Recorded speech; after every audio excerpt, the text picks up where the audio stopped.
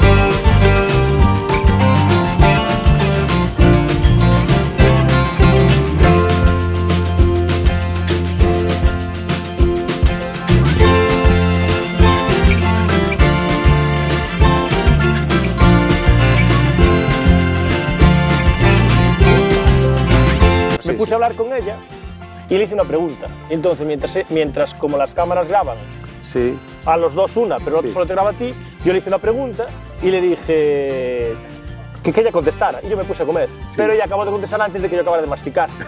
Entonces, bueno, quedó muy simpático. Quedó muy simpático. De todas formas, te pareces muy natural. ¿Sí? Estás haciendo así, todo. Bueno, es que yo ahora mismo me lo estoy pasando de puta madre. Claro, pero es que no, pero es que además eso es lo que quiere ver la gente.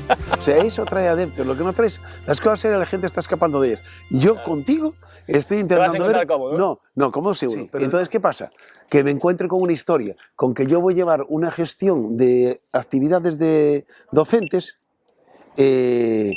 Voy a llevar una serie de actividades docentes y quiero experimentarlo de una forma como lo que estamos contando, experimentarlo de una forma totalmente innovadora, no como se puede hacer una actividad literaria al uso de siempre. Tú quieres vivirlo, que la gente lo viva. Claro, joder, lo acabas de clavar. Exactamente, lo acabas de clavar. Quiero vivirlo. Y entonces, es como tú estás haciendo esto. Lo estás viviendo, entonces hace que verdaderamente sea muy ameno verte todos los vídeos que tienes. O sea, yo no porque estoy aquí concurrando, pero me dio la idea de entrar en el canal y verlos todos, pero lo tengo claro además. Entrevistas de emprendedores. Y sí que es curioso que me traiga alguien que has vivido casi toda tu vida, o toda tu vida, en Gran Canaria. En Gran Canaria, pero como funcionario. Como funcionario. Claro, hay gente que podría interpretar que es como una incoherencia, ¿no?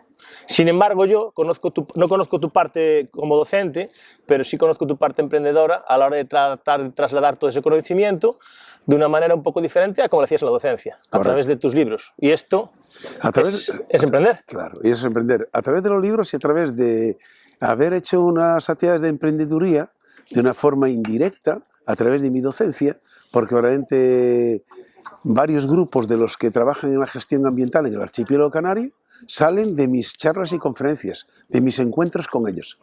Entonces es interesante porque la vida, hay una forma de llevarlo desde la seguridad que entre comillas te da un funcionariado, pero yo creo que tenemos que ser creativos.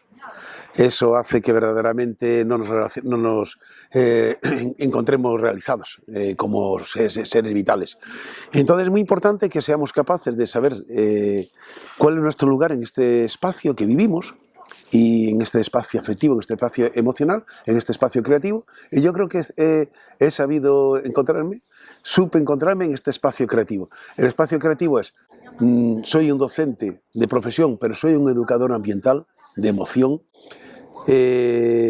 Siempre he buscado que el ser humano se dé cuenta que forma parte del ecosistema en el que se encuentra, y lo hice en primer lugar a través de emprendedurías, que eran cursos específicos pues para gestores y dinamizadores de parques nacionales. Tenemos 4 en el archipiélago canario. Recuerdo salir grupos en Tenerife de las gestiones en el Parque Nacional del Teide. Recuerdo haber salido grupos formativos que después se convirtieron en empresa en Gran Canaria, en Lanzarote. Entonces, digamos que si yo no hubiera sido funcionario, estaría trabajando esto como un dinamizador de educación ambiental, como un dinamizador de mejora del entorno y del medio ambiente. Y luego, posiblemente lo más reciente que tengo ha sido desde el punto de vista de la creatividad en la escritura. O sea, yo creo que toda esa literatura de siempre, sobre todo de escritores como Ansel Follett, que fueron capaces de, pues, se me recuerdo ahora, Contos o Carón do Lume, que me han dejado impactados por cómo se puede llegar a otra persona que te va a leer y dejarle una huella indeleble a través de algo que eres capaz de visionar los espacios y tan entrañables que el día de mañana, si tú los ves, echas de menos que no fueran así, que hayan evolucionado para mal, que hayan perdido el sonido. Y bueno, pues ¿qué pasa? Eso estaba muy metido dentro. Y al estar muy metido dentro me surge con 55 años y llevo 5 o 6 novelas y dejo aparcado lo que es el campo de la educación ambiental, en la cual tengo una cantidad grande de publicaciones que llevarían también a la emprendeduría que tú estás destacando. Muchas de mis publicaciones de educación ambiental tenían su campo en negocios tanto privados como públicos que podían desarrollarse. Evaluación en educación ambiental es fundamental para poder entender el proceso educativo como debería ser, que es integral. Gestiones en parques como el Jardín Botánico Viera y Clavijo en Gran Canaria, uno de los jardines más importantes del mundo por la cantidad que tiene de biodiversidad de la Macaronesia, y en este caso de los archipiélagos más cercanos, Madeira, Azores.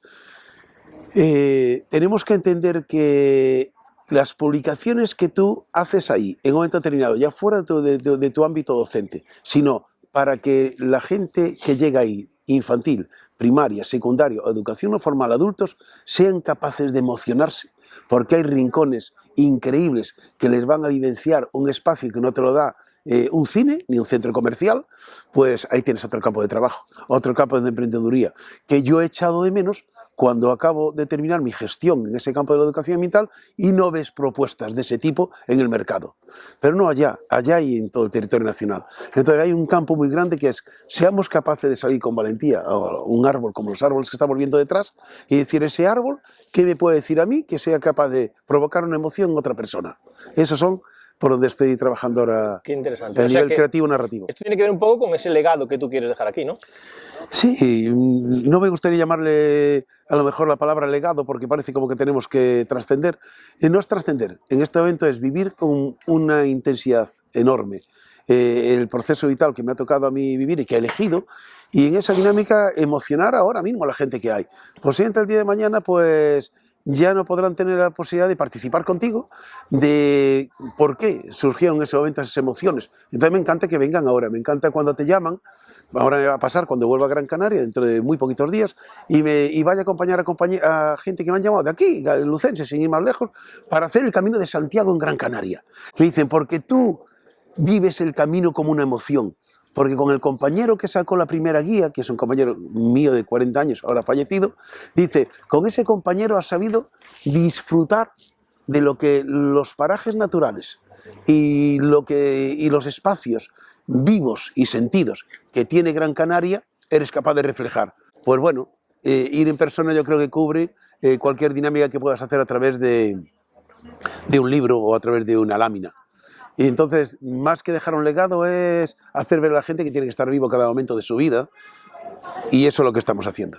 El ser humano, cuando entramos en alguna catarsis de un problema ecológico brutal, de una manga del Mar Menor que se está envenenando y por lo tanto está muriendo, está asfixiando, presencia de otras algas que matan los peces.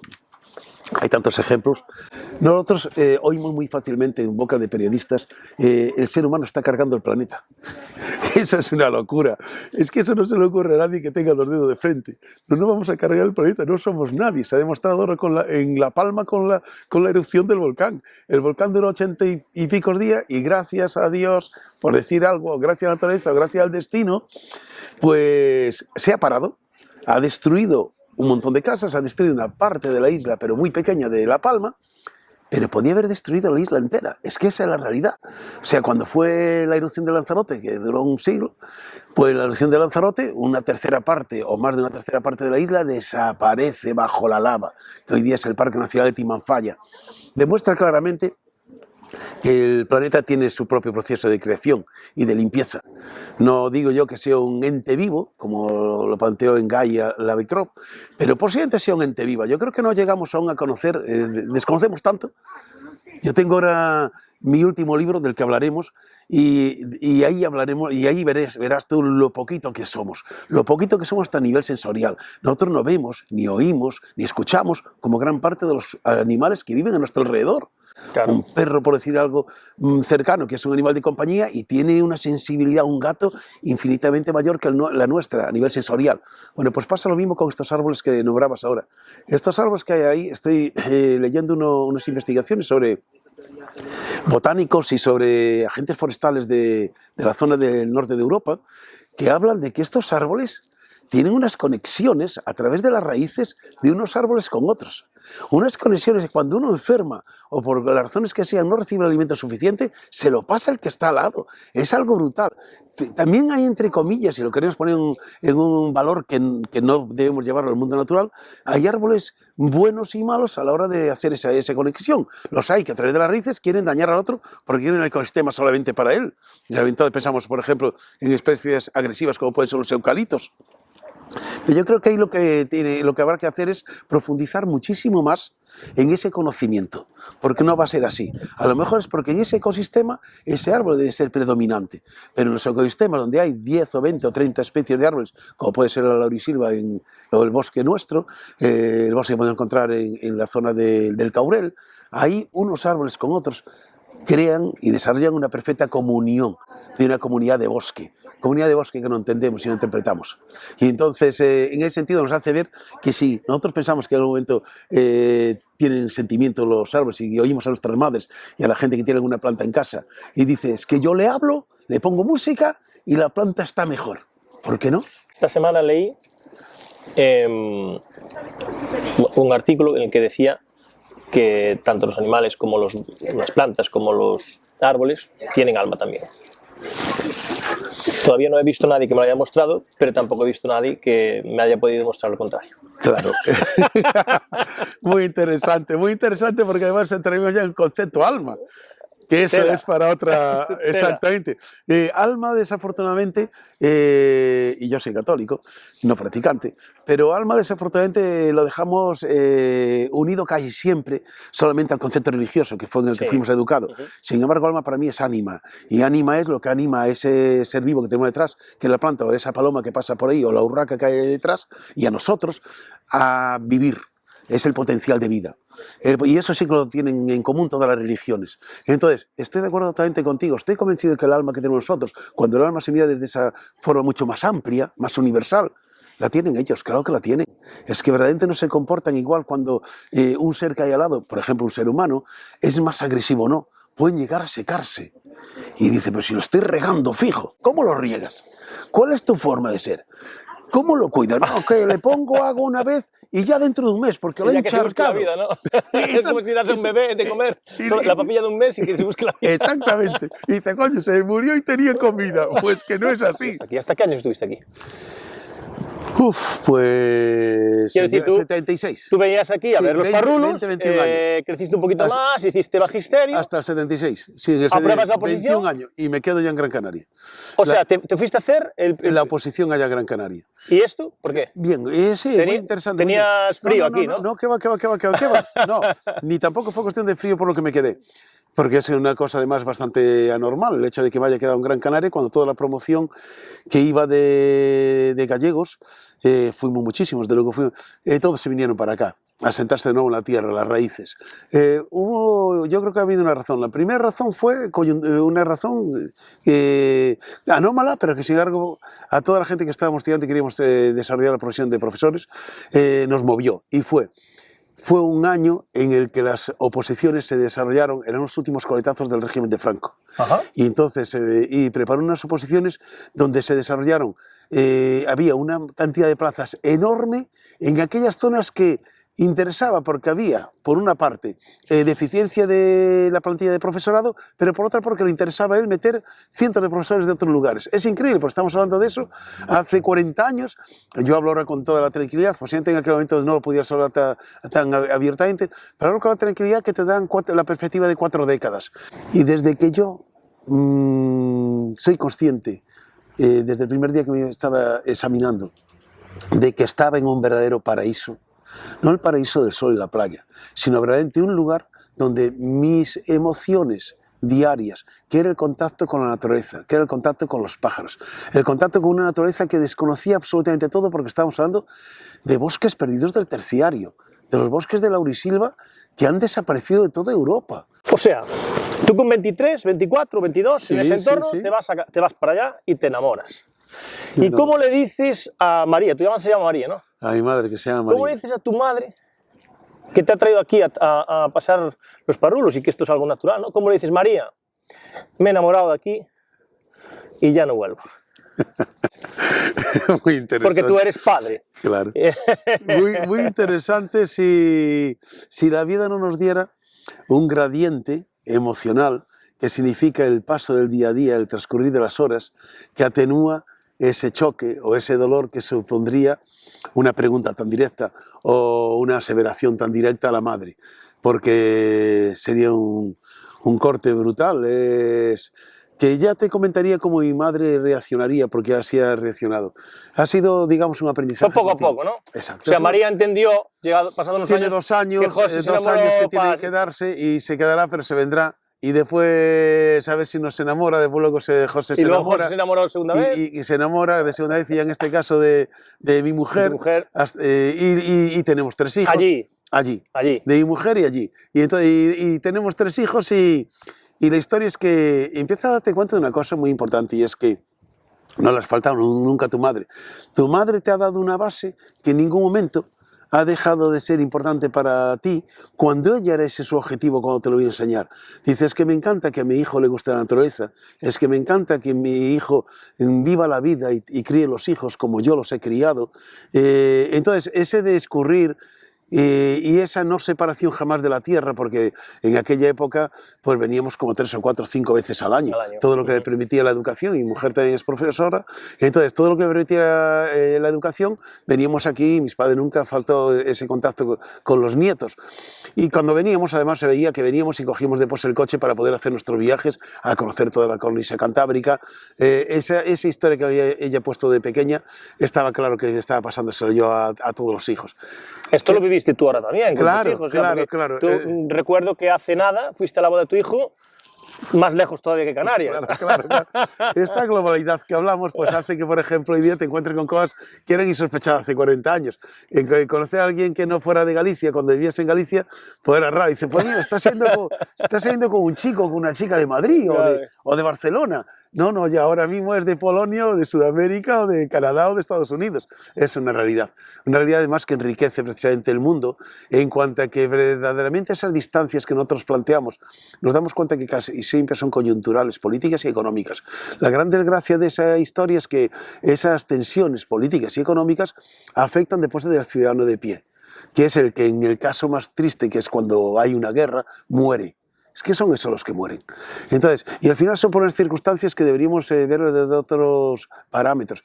Y es que no podemos ver la economía desde el parámetro del crecimiento infinito, del crecimiento ilimitado, de una sociedad de consumo donde va destruyendo paulatinamente, pero sin parar, el planeta. Y esa es la realidad. O sea, la realidad de que nos falten tantos elementos básicos para desarrollar por microchip, para desarrollar todo, y nos faltan ahora metales, porque no tenemos metales para el avance tan grande que tenemos en quererlo tener todo, pues debemos reflexionar. O sea, cuando yo oigo a alguien decir es que están poniendo en Lugo infinidad de carriles bici, mira, ya solamente casi no va a pasar el coche el día de mañana. Entre nosotros, ojalá el día de mañana no pase el coche, ojalá la gente camine donde pueda además hablar, socializarse, reírse, abrazarse, la gente ande en bici y no tendremos problemas de tráfico, de congestión y de contaminación. Que nunca debemos olvidar que el problema del cambio climático y el problema además del calentamiento del planeta, un porcentaje elevadísimo son los cientos o los miles de millones de vehículos que hay en el planeta. O sea, a veces que cargamos en la industria y hay que cargar en el día a día nuestro. Claro que somos copartícipes del cambio climático, somos todos. Entonces en esa dinámica es de donde tenemos que plantear freno. Es esencial plantearlo, freno, y hagamos lo que estamos haciendo ahora. Mira, hay una cosa aquí, estamos los dos sentaditos aquí y yo estaba viendo hace un momentito la parte de atrás que es esta pinacia, o sea, esta conífera increíble que hay aquí, que no hay, que antes viste que me levanté, y entre 6 hombres no la abrazan. Es una pasada el diámetro que tiene y el tiempo que puede llevar ahí. Cargadito de vegetación, es una conífera que es perenne, todas sus hojas están durante todo el año. Pero todo el resto del parque vemos que no tiene ni una hoja. Entonces, el ver esos árboles desnudos que están esperando la primavera, donde tú estás viendo los pajaritos que se mueven ahora, pero es pajaritos que esté vestido el árbol para anidar cuando llegue la primavera, te habla de los ciclos de la vida. Entonces, cuando uno es capaz de ver esto de esta manera, te das cuenta que tu vida es plena. Porque tú formas parte de la naturaleza, no formas parte de un tiempo que te da el ser humano que te hace correr y te hace consumir otro tiempo, porque lo anterior no te dijo absolutamente nada, porque lo has consumido. Lo has consumido en muchos elementos banales. Entonces yo creo que es una de las enseñanzas que debería tener la gente y creo que hacia ahí va gran parte, que acuérdate de lo que te digo, Frank, del trabajo de futuro y de la emprendeduría, que es hacerle ver a otra persona, párate y toma conciencia. Y toma conciencia. Te estás equivocando. Coño, pero es que tengo que ir a otro trabajo por la tarde. ¿Para qué? Es esencial para vivir, es esencial para comer, es esencial, o es más esencial que estés con ese hijo, que no necesita todo ese consumo que tú le quieres dar, sino necesita tu tiempo para dar un paseo por tu tiempo. Todos tenemos reloj, pero ninguno tenemos tiempo, ¿no? Muy interesante la reflexión, exactamente. Posiblemente el hecho de que tengamos un reloj ya nos demuestra hasta qué punto estamos atados a una realidad del tiempo que marcó el ser humano. Yo te comenté un día una anécdota muy bonita en mi primer libro, que escribí ahora mismo hace 8 o 9 años, y además ahí te das cuenta de lo efímero que es todo. En ese primer libro que se llamaba Los silencios de Punta de las Arenas, conozco a un pescador que vive en una cueva en una zona perdida del oeste de Gran Canaria, en el medio de la nada. Bueno, pues esa persona que vive en el medio de la nada, me quedo un par de noches con él. Y en ese par de noches que me quedo con él, porque era para completar lo que yo quería saber de un hombre que llevaba 27 años viviendo solo, duermo en una cueva que él me oferta, una cueva de arena, de arenisca, como la que tenía él, y le hablo del tiempo. Y entonces me dice una cosa muy bonita. Me dice, estamos ahora en el tiempo de las sardinas. Y digo, ¿y eso? Y dice, bueno, pues porque ahora mismo es cuando yo utilizo este paso para coger sardinas para comer, porque el tiempo de la langosta es más tarde, o el tiempo del paso de los atunes es en otro momento. Entonces yo lo que me he dado cuenta, por eso y por el cielo y por la tierra y para el cultivo, que son tiempos relacionados con lo que te marca la realidad de la vida que te está dando de vivir, que es lo que comes y lo que te va a permitir vivir. Entonces, ya no es cuestión de que son las 7 de la tarde, o sea, es verano o es primavera, sino, no, es otro tiempo. Es el tiempo de las especies que conviven conmigo y las especies que en este caso te dan la vida. Yo creo que era muy interesante porque hacía también que su tiempo diario no fuera, pues hoy estoy hasta las 12 de la noche, no, es que a las 5 de la mañana me tengo que ir a coger pescado, o a las 5 de la mañana tengo que ir a coger los pulpos, porque es el momento perfecto para coger el pulpo, o coger el choco, o coger unas lapas, o unos mejillones. Ese es el ciclo lógico, ¿no? El ciclo biológico. Entonces, el ciclo biológico llegas a tener una comunión tremenda con los seres vivos que comparten contigo. Entonces, lo importante es que fuéramos capaces de buscar nuestro sitio en el ecosistema sin que el otro fuéramos una especie depredadora. Eso es una panacea hoy en día y posiblemente va a ser la reflexión de futuro. O sea, tendría que ser ya de ahora porque no están las cosas bien. No están las cosas bien porque las alarmas están ya saltadas por todos lados. Y además no tenemos nada más que ver este clima. O sea, estamos en enero en Galicia. En enero en Galicia con el sol ahí, llevo 15 o 20 días así y ese es el sol que tenemos. Esto es increíble. O sea, ya hay necesidad de agua en el río, ya hay necesidad de las lluvias que Galicia tuvo siempre. Y el problema es que en Canarias, acabo de leer una noticia que me acaba de llegar, los bosques de palmeras de Fuerteventura uno de los elementos de identidad, por ejemplo, de barrancos como el río Palmas, están secándose por el cambio climático. Empieza a iniciarse rápidamente el proceso de desertización. Pensemos que Fuerteventura es la isla que más cercana está del continente africano. Pues la desertificación, que nos hablaban que sería en el año 40, en el año 50, en el año 22 se está dando en Fuerteventura. Deberíamos reflexionar profundamente sobre esto. Y deberíamos reflexionar si esa es la vida que nosotros queremos. Para nuestros hijos también, y nuestros nietos, ¿no? Exactamente. Y para nosotros porque está yendo muy rápido, no es cuestión de planteárselo como algo que seamos tremendamente pesimistas, porque no debe ser así. El optimismo debe surgir de un conocimiento y un acercamiento a la naturaleza. El optimismo debe surgir de que nosotros seamos capaces de plantearnos en lo que nosotros estamos haciendo al medio en cuanto a nuestro consumo y nuestra acción es lo que va a permitir el cambio. El cambio está en cada uno de nosotros.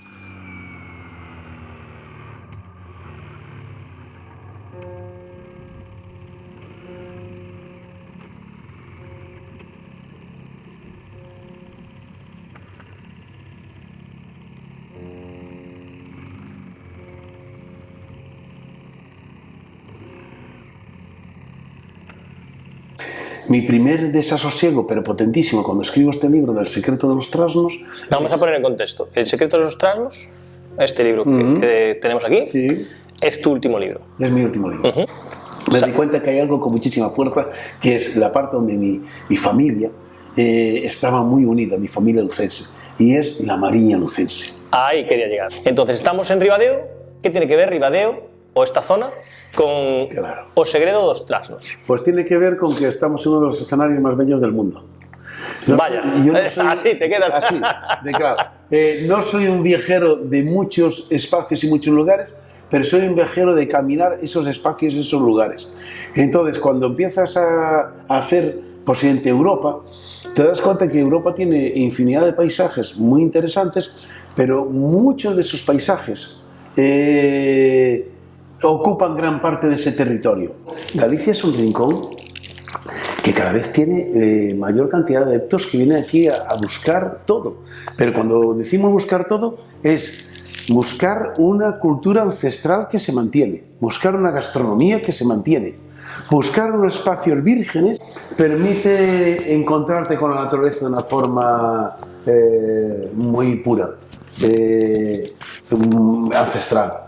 Y cuando te das cuenta que el paisaje de la Mariña lucense es extraordinario, con donde hay ríos de las mejor conservadas de toda la cornisa cantábrica, era el lugar perfecto para encontrarse con lo que me encontré yo, con los trasnos. Estamos aquí porque en tu libro aparece un trasno de la Mariña lucense. Claro. Y además uno, pero después me aparecen 3 o 4, porque esto, más allá de la novela y de que la gente los crea personajes mitológicos, es que es real. O sea, es real. Es necesaria una sensibilidad especial porque ellos se comunican telepáticamente, pero los vas a ver. Entonces, el encuentro más emocionante que yo te llevaré luego al lugar, porque es que no puede ser de otra manera, y además porque es de día, y de día no los vamos a ver, pues solo salen de noche, son las catedrales. La playa de las catedrales tiene infinidad de cuevas donde a ellos les gusta encontrarse, y es muy difícil que los podamos ver porque ellos nos presienten. No solamente nos ven, sino nos presienten. Entonces, su alta sensibilidad hace que nosotros no seamos capaces de verlos. ¿Qué suerte hay en la novela? Pues que un personaje que se llama Fisterra es capaz de comunicarse telepáticamente y darse cuenta que el secreto de los trasnos no es ni más ni menos que conocen todos los yacimientos auríferos de la cornisa cantábrica. Todos los yacimientos donde aún queda oro y que ellos lo utilizan para hacer torques. Entonces, o sea que a lo mejor alguien después de leer este libro pues se coge una batea y se va... Y se viene para aquí a... Sí. Hombre, vamos a ver, en esta marina tenemos Fazouro, en esta marina tenemos Valdouro, en esta marina tenemos el río Ouro, que es el que sale en Fazouro. Esos nombres son gratuitos, no obedecen a cualquier cuento popular inventado, obedece a la riqueza que en yacimientos auríferos tenía esto en la época de los romanos. O sea, los romanos en esto encuentran una vía increíble de un enriquecimiento del imperio brutal, De hecho, Lucus Augusti se transforma en la ciudad de Augusto, ¿eh? Claro. Se transforma en una de las ciudades de referencia romana más importantes. Pues aún hoy día no se le ha dado la importancia que tiene, pero realmente el ser patrimonio de la humanidad, yo cada vez que llego a Lugo me sorprende enormemente de los nuevos descubrimientos. Y en esa historia es lo que yo creo que, aunque, o sea, más allá de las locuras que se pueden hacer, que se quieren hacer, para buscar los últimos remanentes que pueden quedar de oro, la dinámica es, somos tierra de oro, somos tierra de oro. Y en esa tierra de oro, pues, el señor Fisterra, con un abogado de Ribadeo, que le va a cambiar la vida absolutamente, porque se va a convertir en un enorme mecenas mundial de salvar la naturaleza, Fisterra hace ver a este hombre la importancia de comprar terrenos solamente para que los disfruten los animales que lo viven. Los corzos, las musarañas, las jinetas, los jabalíes, lo que tú quieras. Solamente ello, o sea, es un canto agónico al ser humano para decir, no te metas en todos los lados, que cuando tienes un parque nacional, el parque nacional debía ser de los seres vivos que quieres proteger. No puede ser un parque nacional con pistas, con miradores, con observación. O sea, imagínate como ser humano que tú fueras súper observado, que tú tuvieras una cámara en tu habitación. Bueno, eso sucede ahora, ¿eh? Claro, ¿y qué no hacen los propios seres humanos que ya te he juzgado de muerte? ¿Tuviste un zorro vigilando a otro zorro? Exactamente. Entonces ahí te das cuenta, posiblemente, de la enfermedad del ser humano. El ser humano es un ser humano muy enfermo. Y en este libro va a salir esa historia. Deseando leerlo, ¿eh? En este libro va a salir de un hombre que ha abandonado esta historia, que es Fisterra, y vive en cuevas, y le llama la atención cómo sus congéneres pueden tener seguridad y tener vida y tener salud en unas paredes encerradas donde no hay salud, donde el agua viene por cañerías cuando él bebe de fuentes, donde el aire se filtra para limpiar cuando el aire limpio está fuera. Es que es de locos. Y entonces dice, ¿cómo se puede vivir así? Y cerrándote con seguridad porque tienes miedo de los otros congéneres que te pueden robar. Aquí planteo una reflexión. La gente con el libro este dirá, ¿qué nos está pasando? Y no es cuestión de que tengas que cambiar como Fisterra y meterte en cuevas y empezar a recorrer, que es bellísimo, ¿eh? Porque yo soy de la idea de Thoreau y que nunca he dado ese paso, que el tiempo perdido es cuando vuelves al lugar de regreso, o sea, cuando te vuelves a caminar. Y él dijo, se acabó, ya no vuelvo para atrás.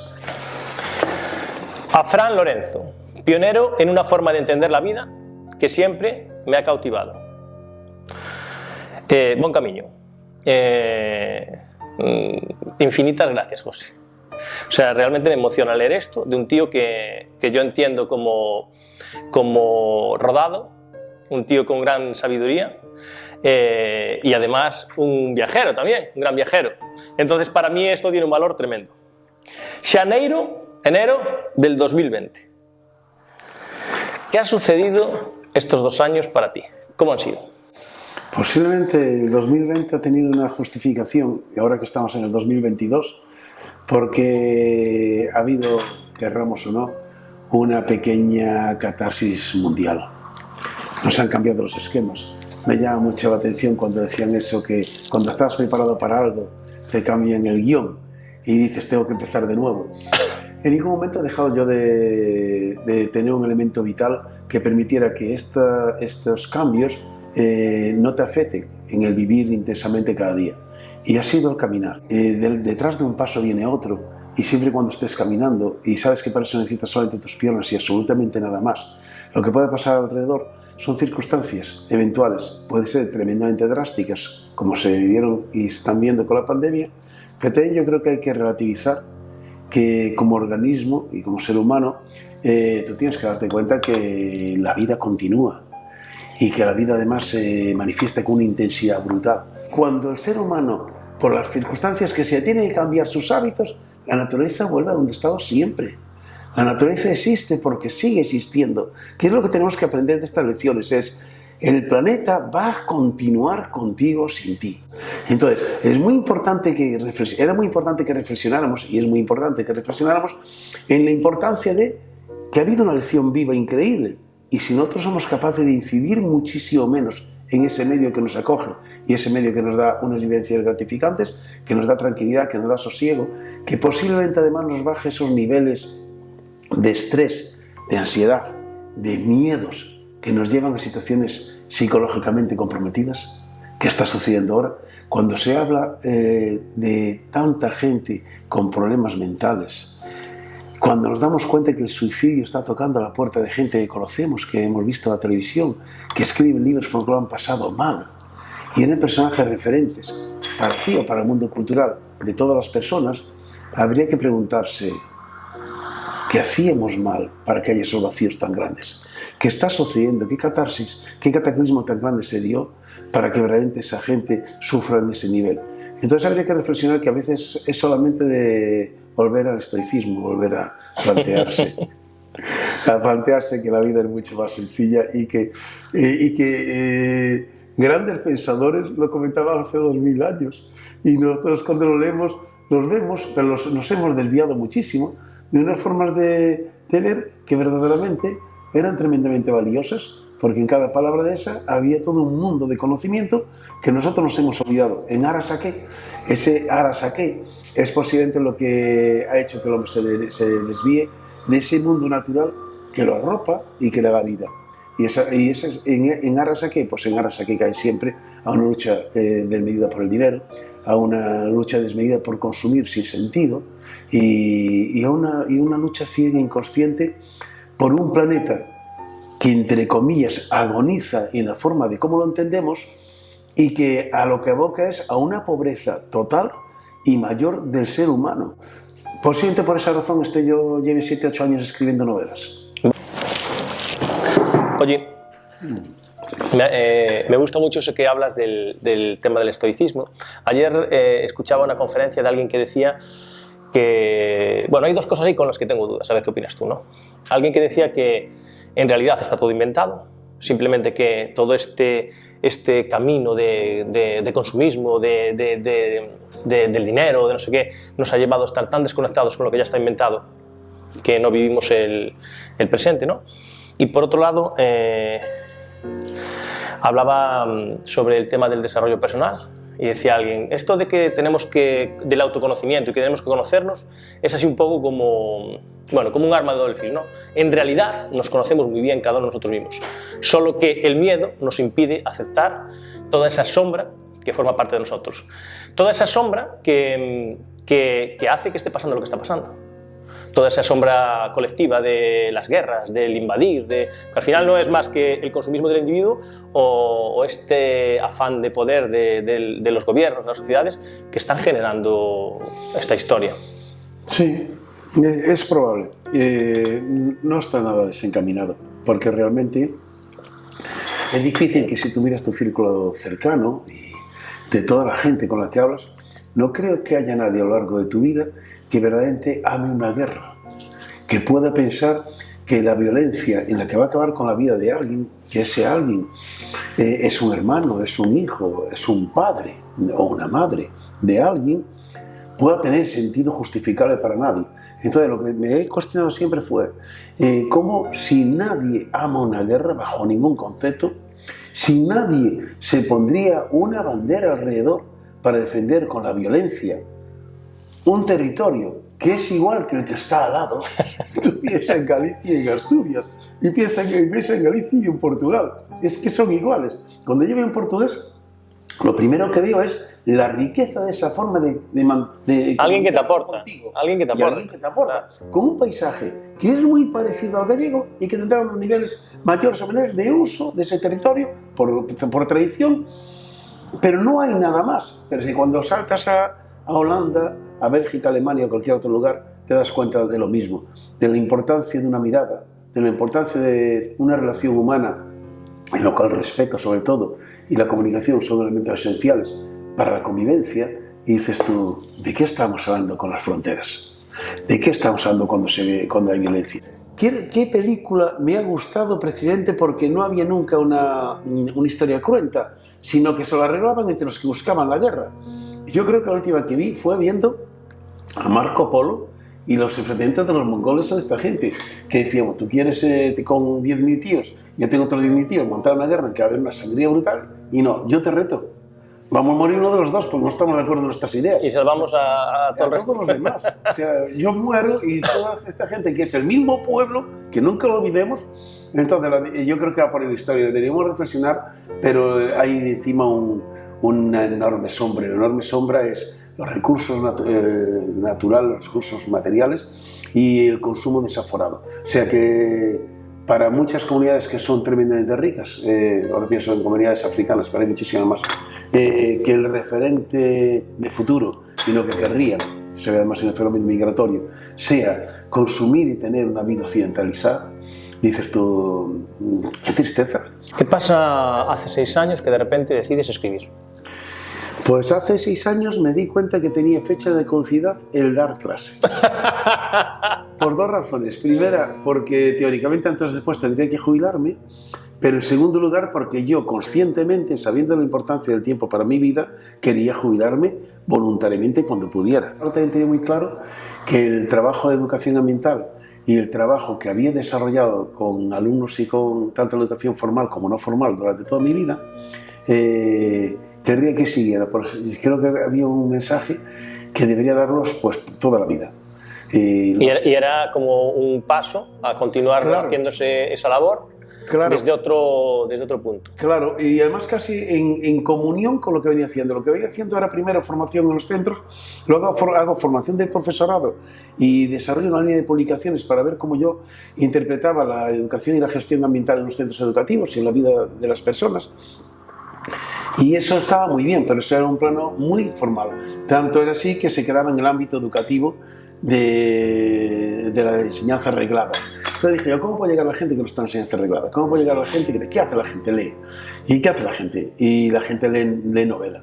Entonces la narrativa llevada a ese campo, que estoy convencido de que además es un campo en el cual estoy siendo pionero, bien o mal, siendo un hombre que se vivió en el mundo de la naturaleza, no soy un hombre que venga del mundo de la literatura, pero sí me gustaba comunicar a través de la pasión que tiene una novela, comunicar la realidad de que somos unos seres vivos que pertenecemos a un medio y no somos nada más. O sea, el ser humano no es nada especial, el ser humano no es el rey de la creación. Aunque se lo piense, ¿no? Aunque se lo crea y aunque las religiones, algunas religiones hayan intentado decirle que es así. Que es así, y que el Dios te ha concebido como el rey de la creación. Y es mentira. Pero además el ser humano va aprendiendo que es mentira. Se da cuenta cuando tiene un montón de lagunas y un montón de deficiencias que otros seres vivos no tienen. Y en ese sentido tiene que, cuando no es capaz de darse cuenta que eso debe ser una fortaleza y una alegría para entender a otro ser vivo que hay enfrente, un buitre que es capaz de ver a kilómetros o olfatear a kilómetros de distancia, pues no, el ser humano lo que hace es seguir con el papel del rey de la creación y buscar los artilugios necesarios para poder pues, matarlo, para poder cazarlo, para poder eliminarlo. Y esa es la realidad, no nos damos cuenta, pero este último libro es un canto tremendo a la biodiversidad del planeta. Es una llamada de atención a la pérdida que estamos teniendo de biodiversidad, pero galopante. Galopante es que 40 años, que son 4 décadas, que es un tiempo ínfimo en el desarrollo de la vida en el planeta Tierra, nos hemos cargado el 50% de la biomasa. Y dices tú, pero ¿y la biomasa? Eso es importante. La biomasa es que de todo el mundo vegetal y animal que había en el planeta, el 50% ha desaparecido. ¿Algo de lo que te arrepientes? O bueno, o algo que harías de otra manera después del camino. Después del camino, porque al final es un camino de vida lo que estamos haciendo. Lo digo con toda sinceridad, no me arrepiento absolutamente de nada. Todas las cosas que haces en la vida tienen sus luces y sus sombras. Eso es. Y entonces en esa dinámica siempre somos, el ser humano es muy dado también a, y si hubiera hecho esto, y si mi camino fuera este, y si volviera a Galicia, si no hubiera casado, si me hubiera dedicado a la aventura, si en vez de dar clase hubiera saltado y fuera un investigador biólogo, de otras cosas que me hubiera gustado. Pero me di cuenta que eso que hubiera hecho significaba perder lo que en la vida me ha sido tremendamente gratificante. Entonces, yo creo que no nos debemos arrepentir de lo que hacemos en la vida. Lo que debemos es que pensar que todo ese bagaje que tenemos nos sirva para, por ejemplo, en este caso mío, estar aquí ahora. Es que es un verdadero placer, o sea, el momento emocional que estoy viviendo ahora contigo, Frank, tiene una valía inestimable. Podía estar con mi madre en casa, Pero he estado ayer con mi madre y estaré esta tarde con mi madre. Lo que yo creo que no debemos plantearnos es jamás un mundo de obsesiones, porque el mundo de obsesiones sobre todo nos van a llevar a enfermar como individuos, porque te lleva a dudar. Y yo creo que más que las dudas es vivir y reflexionar sobre lo que estás haciendo y creer siempre que todo el bagaje que tienes encima te ayuda a tomar una buena decisión. Pero si tomas una mala decisión tampoco pasa nada.